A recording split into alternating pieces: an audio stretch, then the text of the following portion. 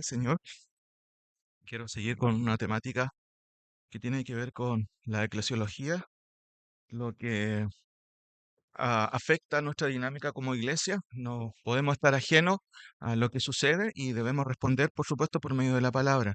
Y en esta mañana quiero que reflexionemos sobre un tema bien interesante que ocurre continuamente y es un desafío para nosotros. Hay una pregunta: ¿cómo podemos pensar, tener un consenso teórico?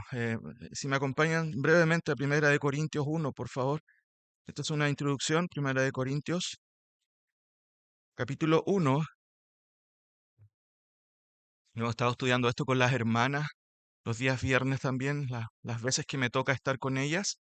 Les animo a todas las demás hermanas que quizás no pueden venir o que pueden mejor venir. Hay hermanas que no pueden sin duda por sus trabajos, que no deje de hacerlo. Eh, Siempre hay muy buenos estudios que se hacen durante el mes. Eh, Dice Pablo en 1 Corintios 1:10: os ruego pues, hermanos, por el nombre de nuestro Señor Jesucristo, y creo que lo vimos, que habléis todos una misma cosa y que no haya entre vosotros divisiones, sino que estéis perfectamente unidos en una misma mente y en un mismo parecer. La iglesia de Corintios es una iglesia muy, muy carnal, hay mucho pecado, pero Pablo escucha, de hecho, en el versículo 11, ¿quién le dio el dato? Porque no había un correo en ese tiempo. Fíjense lo que dice el texto: porque he sido informado acerca de vosotros, ustedes, hermanos de Corinto, por los de Cloé, que hay entre vosotros contienda.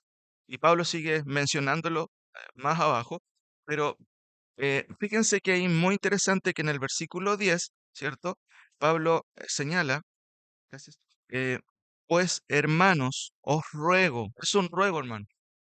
Y esto podemos siempre mencionarlos y desde este púlpito también es necesario mencionarlo. Necesitamos hablar todos una misma cosa, porque eso es lo que Pablo quiere en una iglesia como Corinto y para todas las iglesias. Y después dice, eh, eh, sino que estáis perfectamente unidos en una misma mente y en un mismo parecer. Eh, ¿Cómo podemos nosotros tener un consenso teórico? Teórico significa a la luz de la palabra. ¿Qué dice la escritura con respecto a diferentes situaciones? Y por otro lado, ¿cómo podemos tener unidad espiritual? Siempre esto va a ser un desafío. ¿Cómo se da esto? Noten la siguiente imagen que les quiero mostrar. Básicamente, aquí hay una línea que separa lo que está subterráneo de lo que está a la vista. Siempre las normas vienen de la teología, de la base, ¿cierto? La base ética surge de la teología. Por eso es importante estudiar la palabra, exponer la palabra, explicar la palabra. Por eso no nos paramos aquí los predicadores a contar nuestros sueños, nuestras experiencias. Eso no sirve de nada. La palabra de Dios debe ser predicada de este púlpito para dar justamente contenido. La filosofía tiene que ver con la revelación, la base autoritativa. Uso el término filosofía porque todo el mundo tiene una filosofía. Nuestra filosofía debería ser filosofía cristiana, entendiendo el concepto utilizado bien en ese contexto. ¿Tienes alguna filosofía? Sí. Mi filosofía es cristiana. Surge de las escrituras. Esa es la base teórica. Ahora, cuando yo entiendo eso, sale a reflotar dos cositas que tienen que ver con, como aparece ahí, las opiniones y mi conducta. Si yo tengo una buena teología, mis opiniones van a ser correctas. Si yo tengo una buena norma basada en la teología y la revelación de la palabra, entonces mi conducta va a ser piadosa y virtuosa. Pero sobre todo, mi ética va a ser cristiana. Siempre se habla de ética y de moral, y la ética tiene que ver con lo que es correcto. ¿Qué es lo que es correcto en determinada situación? Nosotros tenemos un peso sobre nuestros hombros y hablamos de ética cristiana. Lo que determina lo que es correcto e incorrecto no soy yo, no es usted, es la palabra del Señor. Eso nos trae una unidad y una mentalidad ética justamente que es necesaria para el buen ejercicio, obviamente, piadoso de la vida cristiana. Quiero mostrar un versículo y déjenme hacer un ejercicio con ustedes para que comprendan la aplicación de la doctrina. ¿Por qué? Porque todo lo que aprendemos tiene que aterrizar en la conducta. No, nosotros no nos vamos aquí elucubrando teorías, palabras en nuestra mente y lo desconectamos de la conducta. Ese es un gran, grave error que ha cometido el cristianismo en términos generales, desconectar la doctrina de la conducta. Y esto puede ser un dolor de cabeza para quienes predicamos continuamente o para quienes el Señor nos ha llamado. ¿Cómo no disociar la verdad de la práctica de la conducta? Podemos estar años aquí, ¿cierto? Enseñando la palabra. Hay un esfuerzo detrás para que todo lo que aprendamos baje, como se dice, a la conducta y podamos expresarlo por medio de nuestra forma de actuar, por nuestra forma de hablar, por nuestra forma de opinar, por nuestra forma justamente de pensar. No puede ser, ¿cierto?, que pasen el tiempo y nuestro carácter no sea cambiado. ¿Por qué? Porque la palabra del Señor justamente nos ordena a hacer eso. Nos ordena a someter nuestra vida a lo que dice la palabra. Ahora, déjenme hacer un ejercicio práctico de qué significa poder bajar a terreno lo que aprendimos. En esto conocerán todos que son mis discípulos, si tuvieres, ¿qué dice ahí? Amor los unos, ¿cierto?, con los otros. Y saben que si hay un distintivo de la fe cristiana, es el amor cristiano. Cristo se dio por nosotros por amor, ¿cierto? El apóstol Juan se dice que es el apóstol del amor, y si me acompañan a Primera de Juan, por favor, por un par de minutos, ¿cierto? Primera de Juan, al final, ¿cierto?, del Nuevo Testamento, vemos aquí que el apóstol Juan se explaya, profundiza un poquito todo esto que tiene que ver justamente con el amor. Por ejemplo, en el versículo, en el capítulo 2, perdón, ¿cierto? Versículo 9. Primera de Juan 2, 9. El que dice que está en luz y aborrece a su hermano, ¿cierto? O sea, no tiene amor. Juan dice, bueno, no sé, puede que tenga algo por ahí. No, el texto dice, está todavía en tinieblas. Esta persona no ha cambiado de estado, porque no puede existir un creyente que aborrezca a otro. Eso no cuadra, eso no es fruto del Espíritu Santo. 10. El que ama a su hermano permanece en la luz y en él no hay tropiezo. Eso es muy característico, ¿cierto?, del apóstol Juan y lo menciona en otros pasajes, refiriéndose, por ejemplo, en el capítulo 3, si me acompañan también. Versículo 11. Porque este es el mensaje que habéis oído desde el principio, que nos amemos unos a otros. Y después da el ejemplo negativo en 12, no como Caín, que era del maligno, que mató a su hermano. Entonces, si hay un distintivo de la fe cristiana, ¿cuál es? Debe ser el amor. Ahora, déjeme justamente hacer una aplicación concreta porque la ética tiene que ver con esto, ¿cierto? La aplicación ética al enfrentar cualquier situación de la vida, la ética cristiana, lo que es correcto, nos impele a preguntarnos cuál es la forma más amorosa de actuar en un caso particular, entendiendo de que si hay una esencia del cristianismo debe ser el amor. Y les voy a dar un ejemplo, ¿cierto? Muy breve dentro de esta introducción para que ustedes puedan razonar qué significa la aplicación de la ética cristiana y del amor cristiano. Este es el caso de Damaris, ¿ya? Pongan atención. Damaris es una chica de tu iglesia. No hay nadie aquí que se llame Damaris, ¿cierto? ¿No? Menos mal, ¿ya? Pero esto es un supuesto, no es una realidad. No vayan a pensar, chuta, ¿quién es Damaris buscando Damaris? No, no, es un supuesto. Damaris es una chica de tu iglesia, es cristiana, pero cometió un grave error, pecó. Un día llega llorando a tu casa para pedirte ayuda. Te cuenta que tiene un mes de embarazo y no sabe qué hacer. Está totalmente arrepentida y confesó su pecado al Señor. Sin embargo, aparte de estar en su último año de enfermería, su padre, quien no es creyente y vive en otra ciudad, le había advertido que si algún día ella llegaba a hacer algo malo como quedar embarazada, la echaría de la casa y dejaría de pagarle incluso su carrera. Ella está desesperada, no sabe qué hacer, vino a pedirte ayuda. La gran pregunta, ¿qué harías tú? No me respondan, quiero que hagan un ejercicio interno. ¿Qué le dirías tú? ¿Le cerrarías la puerta? ¿Le abrirías la puerta? ¿Conversarías con ella? ¿No conversarías con ella? ¿Qué cosa le dirías? Está desesperado. Seguramente ya están pensando, ¿qué podríamos hacer? ¿Qué es lo que deberíamos hacer? Fíjense que en la aplicación de la ética hay tres cuestiones que son claves. La situación específica, ella está pasando una situación complicada, difícil, sí, muy difícil. Y déjenme ponerle un poquito más de- de énfasis. Piensen en que Damaris es su sobrina. Piensen que Damaris es su hija. Ustedes no están cerca. ¿Cómo actuarían en esa situación? Entonces, hay tres elementos importantes en la aplicación de la ética. La situación, ella está pasando por un momento dificultoso, sin embargo, necesita claramente comprensión, amor, y finalmente es un caso particular. ¿Qué significa eso? Que el problema por ahora no es la universidad, por ahora el problema es ella. ¿Qué es lo que deberíamos hacer? ¿Sacaron su conclusión? ¿Tienen más o menos para que me comenten a mí después, cierto? Les voy a preguntar cuál es la conclusión que llegaron. Saben, hermanos, que frente a casos como esto, hay un peligro tremendo de confundir lo que es la ética cristiana con lo siguiente, la ética situacional, la ética situacional.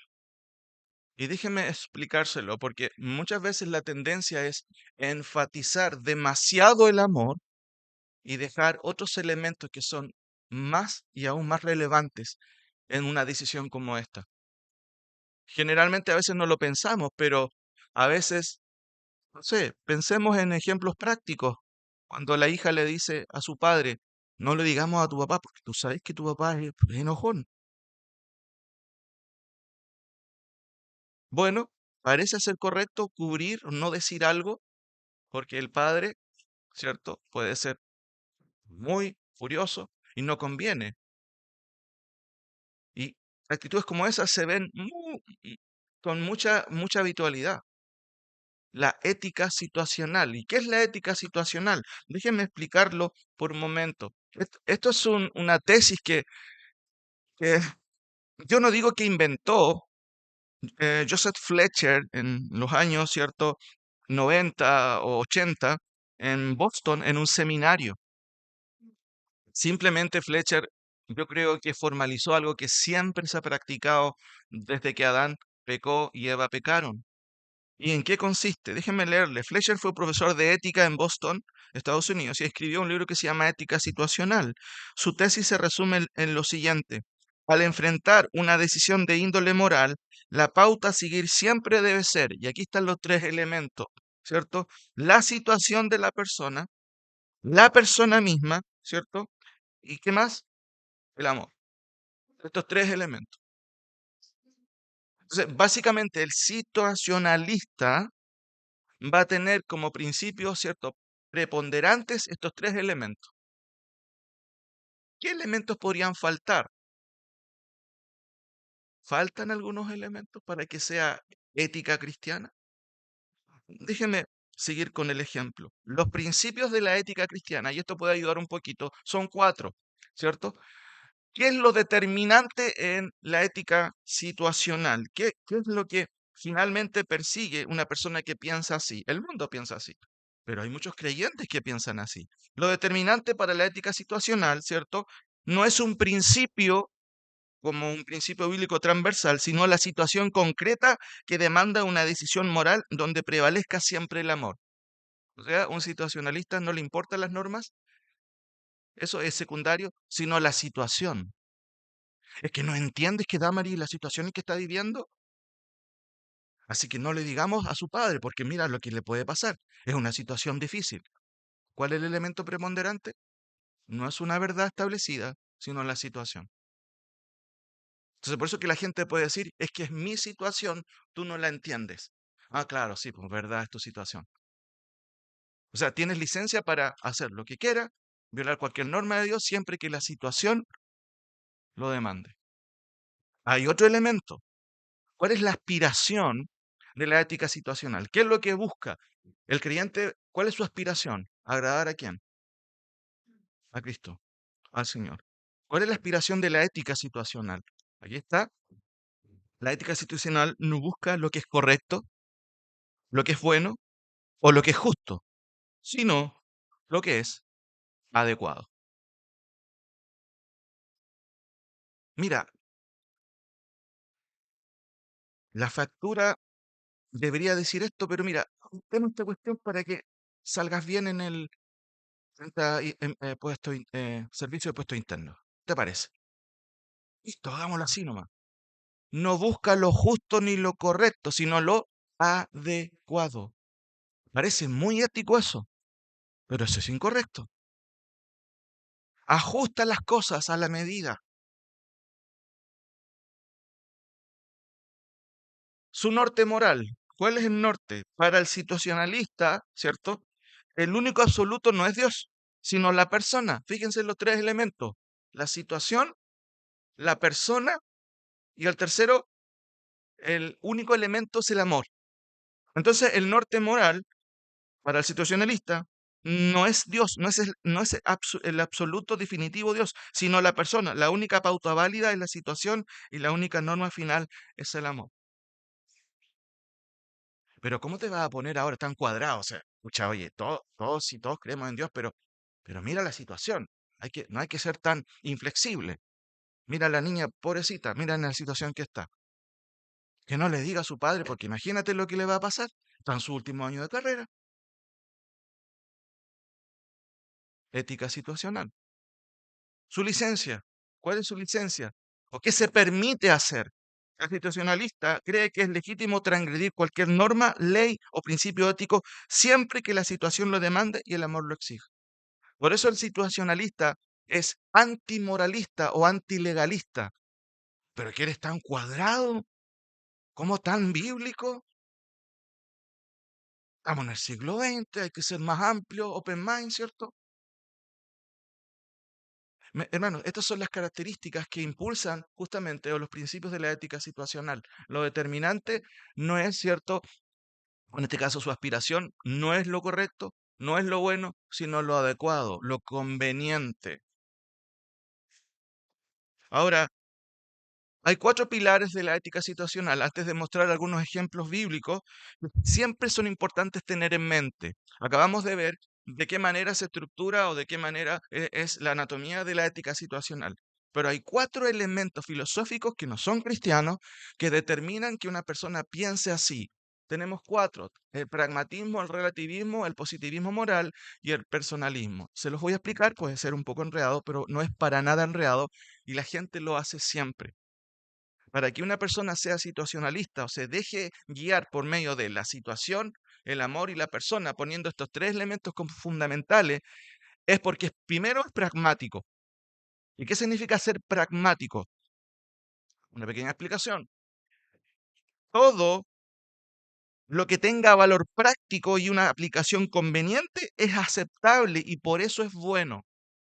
Supongamos que llega a nuestra iglesia un pianista, no como yo, que yo trato de defenderme, ¿cierto? Pero bueno, no hay otra cosa, por hermano. ¿Qué le vamos a hacer? Pero llega un pianista espectacular a la iglesia. No es creyente, es amigo de varios de ustedes, y ustedes se me acercan y me dicen, pastor, el José es pianista, podría servir para la alabanza. Y yo pienso y digo, hoy sí, interesante, aparte yo estoy ya colapsado con el tema, quiero descansar, porque sí, sería bueno, y aparte que toca muy bien, pragmático. Fíjense lo que dice, todo lo que tenga valor práctico es práctico. ¿Me ayuda? ¿Nos ayuda? Sí, pues, nos ayuda. ¿Quién va a decir algo? Después dice, y una aplicación conveniente es aceptable. O sea, yo determino que es bueno por lo práctico, no porque es creyente, tiene frutos. Eso es lo primero que yo debería pensar. Pero el situacionalista es pragmático. Mira, a ver cómo lo hacemos. Yo sé que estos son los requisitos, pero hagámoslo de esta manera. Evitémonos todo este formalismo y hagámoslo de esta manera, porque esto es conveniente. Pragmatismo. Pensar o hacer las cosas no porque sean correctas, sino porque me ofrecen una salida muy conveniente. Segundo, relativismo. Todo lo absoluto, lo opuesto a relativismo es absoluto, todo lo absoluto, fijo, predeterminado, es ofensivo, no así lo que se mueve dentro de un campo amplio de libertad, eso es loable. ¿Qué es lo fijo? Es la escritura. El Señor dice, yo, ¿cierto? Miqueas 6:8, yo he declarado lo que es bueno y justo. Yo no me puedo mover si soy creyente en un campo relativo amplio de ética. Bueno, lo bueno y lo malo va a depender de la situación. Por eso es que el situacionalista, como les dije, odia, no le gusta lo que es fijo y determinado. Pero pastor, hagamos una excepción en esta situación. La verdad de las cosas es que es importante no ser tan riguroso. Hay que ser un poco más amplio en el pensamiento. ¿Qué significa eso? Ser relativo. Tercero, positivismo. Y esto es muy, muy, muy interesante también. El situacionalista minimiza siempre la gravedad del pecado. Cuando hay un pecado dice, ya, pero ¿para qué tanto color? ¿Has escuchado esa expresión? ¿Para qué tan grave si no es tanto? Siempre el situacionalista minimiza el pecado tal como Dios lo mira. Vuelvo a leer. El situacionista minimiza la gravedad del pecado y el impacto corruptivo del mismo. Asigna al amor un papel que no puede cumplir. El amor es un aspecto, pero el equilibrio tiene que ver con lo recto, con lo que es verdadero. Tú no puedes arreglar una situación solo por medio del amor. Para eso está la verdad, está la justicia. Y en Dios, en Cristo, esos elementos están perfectamente alineados y balanceados. Nosotros muchas veces podemos ser demasiado amorosos y llegamos a ser indulgentes. Puede que tu hijo, ¿cierto?, estés reclamando de una manera que lo único que merece es un correazo firme, pero tú extiendes pensando que eso es amor, y eso no es amor, eso es ser indulgente. Está el otro extremo, es ser demasiado duro, y quizás muchos de los que están aquí, que fueron criados a la antigua, podrían, ¿cierto?, comentar que eso, bueno, era una práctica común dentro de los padres. Y qué bueno sería volver en parte a eso, ¿no? Cuando los padres decían una cosa y las cosas se hacían. En el día le hablas a un hijo una, dos, tres, cuatro, y parece que estuviera sordo, no escucha. Claro, y como es genio, él piensa que está todo bien, que él tiene todo bajo control, ¿cierto? Miren, el situacionalista minimiza el pecado, la gravedad del pecado. A veces en la casa hemos hecho el ejercicio de decir almorzar y tenemos un cronómetro. No, no, mentira, no tengo un cronómetro. ¿Cuánto te demoras en bajar? ¿Cuántas veces tiene que hablar el padre? Y si hay visita, no, no hay que dejarlo, no, si no hay problema, que se quede, que no escuche. Hermano, qué increíble cómo hemos cambiado. Pero la idea del positivismo es que esta persona, el situacionalista, no le importa el pecado. Ya, pero si todos pecamos, ¿para qué tenemos que ponernos de esa manera? Eso es ser éticamente situacionalista.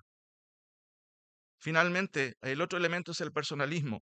El situacionalista considera que el hombre es lo más importante, por lo tanto nadie tiene derecho a objetar mi situación. Se cree el único habitante de este mundo y nadie tiene derecho a decirle nada. Personalismo, egocentrismo. ¿Quién eres tú para decirme a mí lo que tengo que hacer? ¿No nos encontramos con esas características en el día de hoy? Déjenme darles tres casos para que entendamos cómo es que esto se ve, incluso desde el comienzo. Vayan a Génesis, por favor, capítulo 3. Génesis capítulo 3.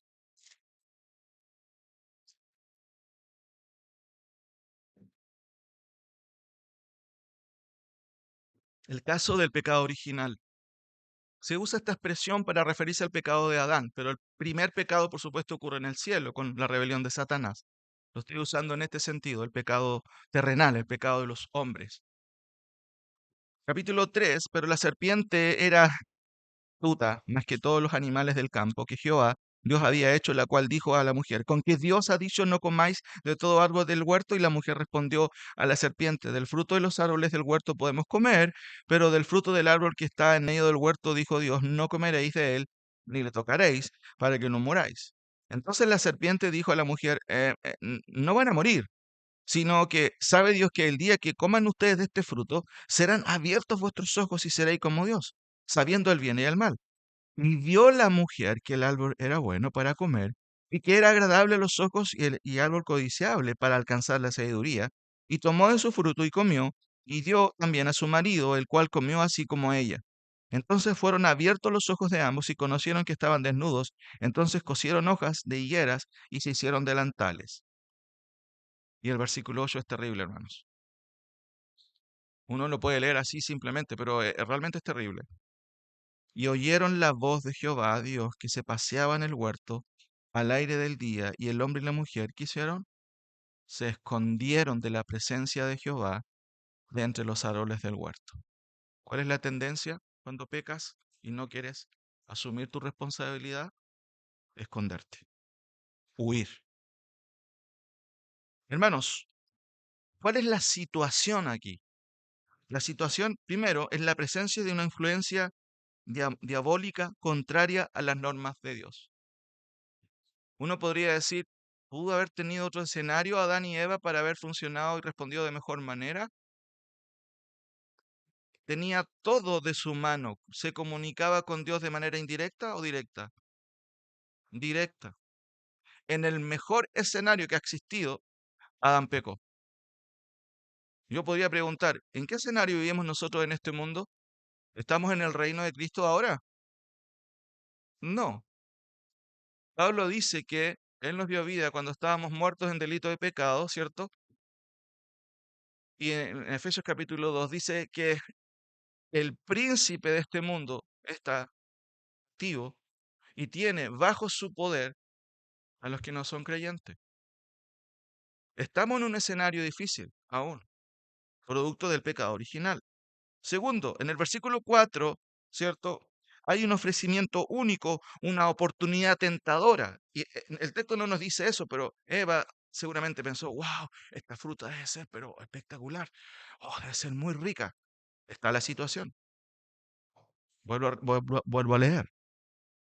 Entonces la serpiente dijo a la mujer, no moriréis, sino que sabe Dios que el día que comieres de él serán abiertos vuestros ojos y seréis como Dios, sabiendo el bien y el mal. Qué interesante y se contrasta con la respuesta de Cristo en Mateo 4:4, cuando Satanás quiere tentarlo. ¿Se acuerda? ¿Cómo respondió el Señor? Escrito está, no tentarás al Señor tu Dios. Todo el tiempo el Señor contestaba, ¿cómo?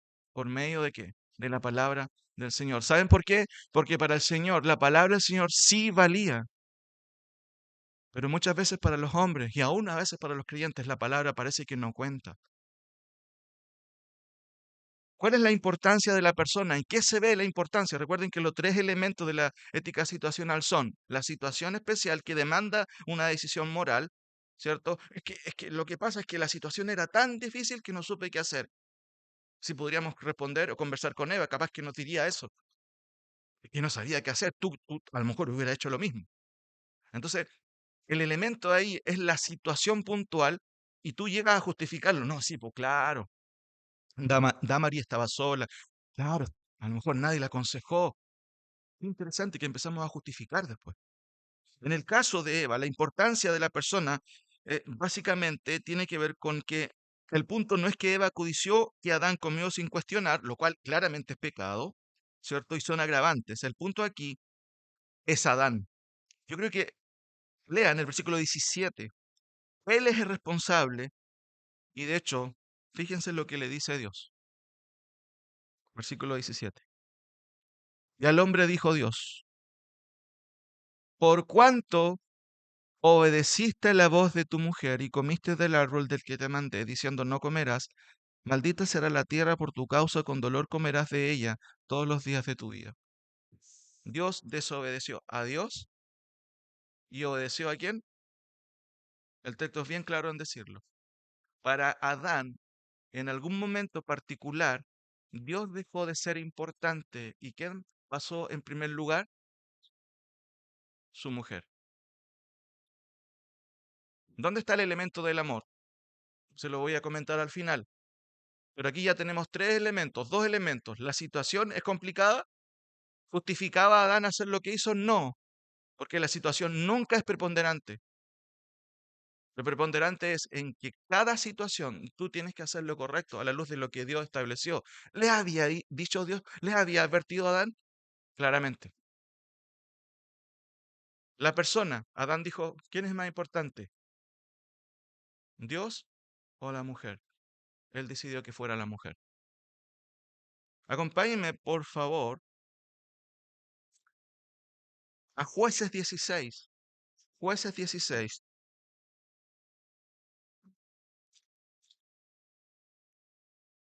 Vamos con un segundo caso, el caso de Sansón. Jueces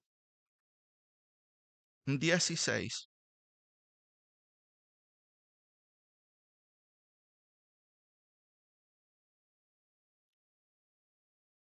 Podemos leer, quizás tener pendiente. Bueno, aquí vemos una seguidilla de errores. Voy a leer los primeros versículos. Fue Sansón a Gaza y vio allí a una mujer ramera, o sea, prostituta, y se llegó a ella. Y fue dicho a los de Gaza, Sansón ha venido acá. Y lo rodearon y acecharon toda aquella noche a la puerta de la ciudad y estuvieron callados toda aquella noche, diciendo, hasta la luz de la mañana, entonces mataremos a Sansón. Mas Sansón durmió hasta la medianoche, y en la medianoche se levantó y tomando las puertas de la ciudad con sus dos pilares y su cerrojo, se las echó al hombro y se fue y la subió a la cumbre del monte que está delante de Hebrón. Después de esto, aconteció que se enamoró de una mujer en el valle de Soret, la cual se llamaba Dalila. Ustedes conocen la historia, déjenme resumirlo antes de mencionar un par de versículos. Dios había consagrado a Sansón como nazareo, ¿cierto? Desde el vientre de su madre. ¿Qué significa eso? Que él no debía cortarse el cabello. Y el secreto de su fuerza radicaba justamente en su pacto con Dios de dejar su pelo así. Dalila, presionada, ¿cierto?, por los gobernantes filisteos, usó el chantaje afectivo y sentimental durante días, llorando y diciéndole, ¿cómo dices yo te amo cuando tu corazón no está conmigo? Astucia, por supuesto, claramente, de esta mujer. Ahí tenemos la situación. ¿Difícil? Podría uno decir, claro, es difícil. Todo el tiempo Dalila está tratando de buscar, pero por favor, dime cuál es tu secreto. No le diría de esa manera, le diría a lo mejor, amor de mi vida, ¿sí o no? Eres lo más grande para mí. ¿Dónde radica tu fuerza? Llorando todo el tiempo. Versículo 15. Y ella le dijo, ¿cómo dices yo te amo cuando tu corazón no está conmigo? Ya me has engañado 3 veces y no me has descubierto aún en qué consiste la grandeza o tu gran fuerza. Y aconteció, noten, que presionándole ella cada día con sus palabras e importunándole, su alma fue reducida a mortal angustia. Versículo 17.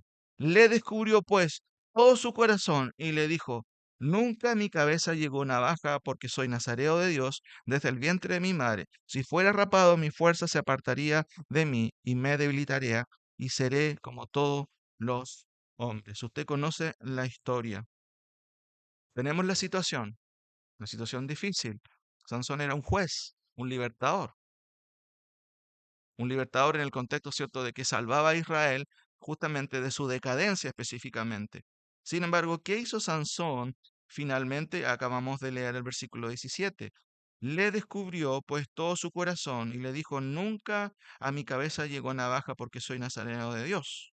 Si fuera rapado, mi fuerza se apartará de mí y me debilitaré y seré como todos los hombres. Sansón entonces abrió su corazón a Dalila y Dalila llegó a ser más importante que Dios en la vida de Sansón. ¿Cuál es el elemento del amor? Recuerden que en la ética situacional son tres los elementos preponderantes: la situación, la persona y el único acción legítima es el amor. No la verdad, el amor. ¿Cuál elemento aquí? Lo voy a decir al final. Acompáñenme al último caso, Primera de Samuel 2, capítulo 2, versículo 22 en adelante. Voy a leer del versículo 22 al 25. Primera de Samuel, capítulo 2, versículo 22. ¿Qué caso estamos viendo aquí? El último, el caso de Elí. Tremendo profeta del Señor. Pero ¿cómo terminó Elí? Tremendo profeta del Señor, hermano. Pero ¿cómo terminó su vida? Miren, versículo 22. Pero Elí era muy viejo y oía de todo lo que sus hijos hacían con todo Israel y cómo dormían con las mujeres que velaban a la puerta del tabernáculo de reunión. Aquí claramente hay un eufemismo, porque los hijos de Elí no estaban haciendo un picnic al lado del tabernáculo. Lo que estaban haciendo justamente es tener relaciones con las mujeres. El nivel, hermanos, de irrespetuosidad, el nivel cierto de vergüenza de estos hijos de Eli, pasó todo tipo de niveles que podrían aceptarse. El texto usa un eufemismo ahí, ¿cierto? Para, en cierto sentido, livianar la lectura y señalar qué es lo que estaban haciendo ellos. Dormir es un eufemismo para tener relaciones. ¿Dónde, hermanos? El texto es claro, a la puerta del tabernáculo. Dice el texto, y les dijo, y déjeme leerlo de la manera en que la intención del autor quiere hacerlo. Chiquillos, ¿por qué hacen estas cosas? Pucha, no sean así, pusilánime, débil. ¿Por qué ustedes hacen esto? Porque yo oigo de todo este pueblo vuestros malos procederes. Versículo 24. No, hijitos míos, no hagan esto, porque no es buena la fama que yo oigo, pues hacéis pecar al pueblo de Jehová. Pero bueno, vengan a comer ahora. Esa es como la impresión al leer todo el caso de Elí, ¿cierto? Que nos da la respuesta que él dio. El versículo 25 dice, si pecar el hombre contra el hombre, incluso lo tenía bien claro Elí, si pecar el hombre contra el hombre, los jueces los van a juzgar. Más si alguno pecare contra Jehová, hijitos, ¿quién rogará por él? Pero ellos no oyeron la voz de su padre. ¿Y saben qué? El texto es muy interesante aquí. Porque si hay un mandato de la palabra del Señor para usted y para mí, es oír la palabra del Señor. El autor de Hebreos dice, si oyeres hoy su voz, no endurezcáis vuestros corazones. Pero miren aquí el texto. Pero ellos no oyeron la voz de su padre. ¿Saben por qué? Porque Jehová había resuelto, ¿qué cosa? Hacerlos morir. Jugar, hermanos, con el Señor no es cosa liviana. Llega un momento en que tú piensas que tienes toda la razón, pero no tienes la razón. Dios te ha endurecido. Y eso es terrible. Porque no te das cuenta. Piensas que estás haciendo lo correcto cuando en el fondo estás pecando deliberadamente y Dios te dejó como un juicio. Puso duro tu corazón. ¿No hizo Dios eso con Faraón? ¿Se acuerdan? Ahora, la situación. ¿Cuál es la situación? Los hijos de Elí, Ofni y Fines, eran sacerdotes que robaban las ofrendas del templo, además por los contextos y los pasajes paralelos, y cometían actos inmorales como están con las mujeres.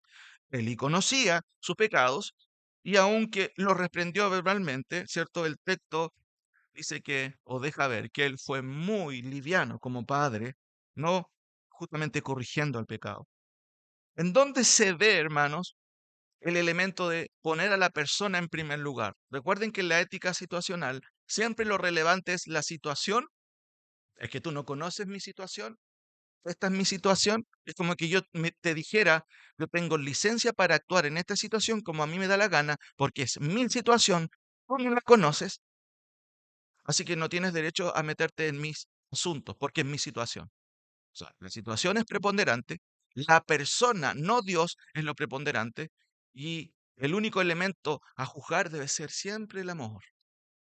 ¿En dónde se ve en este caso que Elí puso en primer lugar a sus hijos? Acompáñenme, por favor, en el capítulo 3, versículo 10 en adelante. Esto es muy, muy grande, es tremendo. Fíjense lo que dice el texto. Y vino Jehová y se paró y llamó como las otras veces, Samuel, Samuel. Entonces Samuel dijo, habla porque tu siervo oye. Y Jehová dijo a Samuel, he aquí, ¿cierto? Haré yo una cosa en Israel que a quien la oyere le retiñirán ambos oídos. Nadie va a quedar ajeno a lo que Dios iba a hacer. 12. Aquel día yo cumpliré contra Elí todas las cosas que he dicho sobre su casa desde el principio hasta el fin. Versículo 13. Y le mostraré que yo juzgaré su casa para siempre. Fíjense, y aquí Dios me está dando su perspectiva del asunto. Humanamente uno puede minimizar, ¿cómo se llama eso? Ser positivista. No, pero si no es tan grave, no es tan grave el asunto. ¿Qué piensa Dios sobre el caso de Eli? ¿Qué piensa Dios sobre lo que hicieron sus hijos? Mire lo que dice el texto. Y le mostraré que yo juzgaré su casa para siempre por la iniquidad que él sabe. No era un pecadito, era una iniquidad. Porque sus hijos han blasfemado a Dios. Dos cosas, iniquidad y ha blasfemado. Y ahí está, hermanos, la atenuante para el padre. ¿Qué dejó de hacer el padre? El texto dice claramente, porque sus hijos han blasfemado a Dios y Él no los ha estorbado. Él no los ha estorbado. Dios no esperaba simplemente que le dijera a sus hijos, ¿cierto? Ofni y Fines, ya pues chiquillos, no hagan estas cosas. ¿Qué quería Dios que hiciera con sus hijos? Que tomara su responsabilidad como padre, que los castigara, que hiciera algo mucho más, ¿cierto? De esas débiles palabras que él utilizó. Hermanos, el libro de Proverbios, las escrituras en general, hablan de la vara cuando se refiere a la disciplina de los hijos. De la misma manera que nosotros hemos sido criados, en mi caso, de esa manera, con vara, con correa en su momento, muchos de ustedes también, en el día de hoy eso está totalmente cambiado. No le puedes decir nada al hijo rebelde que sabes que está haciendo algo malo. Pero la palabra de Dios es muy clara, hermanos. La vara de corrección endereza en el corazón del hijo. ¿Quién no lo hace? El texto en Proverbios dice que será vergüenza para su madre y para su padre. Falta de corrección. Seguramente Elí, su esposa, nunca corrigieron a estos chicos. ¿Por qué llegan, sabiendo que vienen de una familia sacerdotal, llegan a este punto de blasfemar el nombre del Señor por sus conductas? Pero peor aún, detrás de eso siempre hay un padre negligente, un padre pusilánime, como dije. Lo mismo pasó con Aarón, un líder débil que se dio ante la situación. Seguramente pensó, pucha, Moisés va a entenderlo, que no puedo con este pueblo. Ya hagamos esto. Ética situacional. Porque habéis hollado, versículos 2:29, fíjense que también ahí se dice otra cosa. En el 2:29, ¿por qué habéis hollado mis sacrificios y mis ofrendas que yo mandé ofrecer en el tabernáculo y has honrado a tus hijos más que a mí? Puede llegar un momento en que tú honres más a tus hijos y puede que ese hijo sea tu becerro de oro en vez de Dios, el Dios de tu vida. El texto es claro. Has honrado a tus hijos más que a mí. ¿Dónde está el elemento, hermanos, del amor? Recuerden que en la ética situacional son tres los elementos preponderantes. La situación, ¿cierto? La persona se pone en primer lugar. Y tercero, la actitud amorosa. Siempre tengo que actuar con amor. Ahora, ¿en qué caso se ve el amor? Hermanos, en estos tres ejemplos hubo desobediencia por vínculos afectivos. Y eso es lo terrible. Cuando tú dejas de hacer lo correcto porque la persona es más importante para ti que Dios. Deja de hacer lo correcto cuando sobrepones a la persona sobre Dios mismo y sobre su norma escrita. Ahí está el amor. Amar no a Dios en primer lugar, sino al objeto, tu hijo, tu hija, tu pariente, tu amigo. Y habitualmente las personas transan la verdad. ¿Saben por qué? Esto se ve mucho. Por amistad. ¿Quién está en primer lugar? ¿Dios o los hombres? Déjeme terminar con un par de conclusiones. La ética cristiana no tiene nada que ver con la ética situacional. Un par de conclusiones. La ética situacional no es ética cristiana. Es de hecho una ética en la que el hombre es puesto en el lugar de Dios y la situación se antepone ante el principio bíblico. Parece ética. No, si estamos haciendo lo correcto.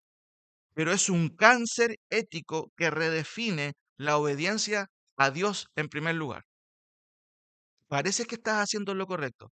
No, pero es ética situacional. Segundo, las personas que no entienden en qué consiste el amor bíblico, casi siempre lo que están defendiendo no es el amor como lo presenta la teología bíblica, sino un vínculo afectivo. Y justamente en los tres casos vistos, todos fueron actos de desobediencia por vínculos afectivos, por amistad. Y eso es lo más terrible, porque es una de las cosas que Dios, hermano, en los tres casos, Dios sancionó severamente por poner a las personas en primer lugar antes que a Dios. Vuelvo a repetir, las personas que no entienden en qué consiste el amor bíblico casi siempre lo que están definiendo o defendiendo no es el amor como lo presenta la Escritura, donde debe haber un equilibrio entre misericordia y verdad, no misericordia y tolerancia, no misericordia y ética situacional. Siempre van de la mano la misericordia que no debemos dejar a un lado, pero también la verdad y la justicia. Son elementos que demuestran que tú realmente no estás inoculado con este virus moderno filosófico de la ética situacional. Tercero, el amor bíblico se basa en mandamientos fijos y leyes absolutas dadas por Dios, mientras que el amor de la ética situacional cambia según cada momento, decidiendo lo correcto o incorrecto, entre comillas, solo según lo que parezca más amoroso en esa ocasión. Y tristemente a veces las personas pasan por alto pecados flagrantes delante de Dios por un amor malentendido. Si yo amo a mis hijos, ¿qué voy a hacer? ¿Los voy a dejar o los voy a corregir? Si tú amas al Señor, los vas a corregir. Si tú amas más al Señor que a tus hijos. Y de hecho, si amas más la palabra. Pero tristemente, hermanos, vemos a veces lo contrario. Vuelvo a repetir. El amor bíblico se basa en mandamientos fijos y leyes absolutas. No en las situaciones relativas. No importa la situación en que te encuentres. La ley de Dios está sobre la situación en la que pudieras estar presente. Tú no eres el último que determina la verdad. Es Dios que ya la estableció en su palabra. Cuarto, la ética cristiana de manera opuesta a la ética situacional, que busca lo adecuado y lo conveniente, busca lo que es correcto según las normas de Dios, lo que es justo y recto, a pesar que todo el mundo se oponga. Hermanos, cuando uno piensa en la experiencia de Moisés, es increíble porque todo el tiempo tiene que luchar con un pueblo rebelde. Lo más fácil para Moisés era, bueno, ya hagamos lo que quieran. Es lo que hizo Aarón. Pero ¿saben qué? ¿Por qué Dios puso a Moisés y no a Aarón como líder, digámoslo así, oficial? Que Moisés, a pesar de que falló también cuando Dios le pidió que le abrara la roca, ¿cierto? Y golpeó. Recuerden que Dios no le permitió ver la tierra prometida. Él era un hombre que en su corazón amaba más a Dios que a los hombres. Y fíjense que hay un hilo conductor que son prototipos de Cristo. Imagínense José. Viene la esposa de, ¿cierto? Del gobernador, ¿cierto? En Egipto. Lo más probable no era una mujer fea, sino que seguramente una mujer hermosa. José podría haber dicho, chuta, ¿qué hago? Qué increíble es ver cómo yo haría, cuando dice el texto, este gran mal contra quién, contra mi Señor. ¿Y qué hizo José? Arrancó. Para él, la situación claramente era manejable porque amaba más a Dios. No se puso él en primer lugar. Ah, pucha, me va a entender el faraón, no sé, o mi familia. Yo creo que me van. No, él dijo, no, esto no lo puedo hacer. Finalmente, hermanos, la ética cristiana nunca viola las normas explícitas por conveniencia. Mira, no lo digamos nada, quedémonos callados. No, no, no, eso no es ética cristiana. ¿Qué es lo que deberíamos hacer en el caso de Damaris? Yo creo que algunos de ustedes sí pensaron bien. Mira, mijita, te vamos a ayudar, pero lo principalmente que vamos a hacer es que vamos a conversar con tu padre y yo te voy a acompañar para que le digas la verdad. Misericordia y verdad. Diferente sería, no le digáis nada, quédate aquí en mi casa, yo te ayudo. No, eso no sería ética cristiana. Te vamos a ayudar, pero tú vas a tener que hacerte cargo de tus pecados, porque los pecados traen consecuencias y tienes que asumir tus consecuencias. El mundo en el día de hoy quiere hacer lo que quiere, pero no quiere asumir consecuencias. Vuelvo a repetir, la ética cristiana nunca viola las normas explícitas por conveniencia, amistad o amor. Por el contrario, pondrá a Dios aún por el costo que sea. No importa si son sus hijos, no importa si son sus amigos, Dios es el primero. ¿Se dan cuenta, hermanos, que la teología puede ser algo nebuloso que está en la nube? No, la teología cristiana y la ética cristiana, yo la practico en el día a día. No es algo etéreo que está volando y que sí, no, en realidad, que bueno, no, tengo que aterrizarla a la conducta diaria. En esta semana, ¿cuántas veces vas a ser tentado para actuar situacionalmente? Piensa, ¿a quién vas a agradar? Oremos. Señor, te doy gracias por tu palabra porque ella es muy clara en enseñarnos que hay conceptos, filosofías que van totalmente en contra de Dios. Parecen ser buenas, pero son lo contrario. Son una forma diabólica, tristemente, de distorsionar tu verdad. Con que Dios ha dicho, conocemos esa historia y cómo el mundo vino y decayó después de ese acto, un solo acto, por actuar, poniendo en primer lugar no a Dios, sino a los hombres. Señor, ayúdanos a tener cuidado con actuar, considerando las situaciones como absolutas y no tu palabra como la absoluta, considerando que el amor sin verdad no es amor cristiano, sino es simplemente una distorsión justamente de tu justicia. Señor, ayúdanos sin duda a ser misericordiosos, claramente, pero siempre tu misericordia está condicionada al arrepentimiento, a la persona que se humilla. No somos Dios nosotros, pero tú nos ordenas a ser como tú, nos ordenas a ser como Cristo. Cristo, cuando vio el desorden en el templo, con enojo, tiró a todos los vendedores, porque lo que se estaba deshonrando era justamente tu nombre.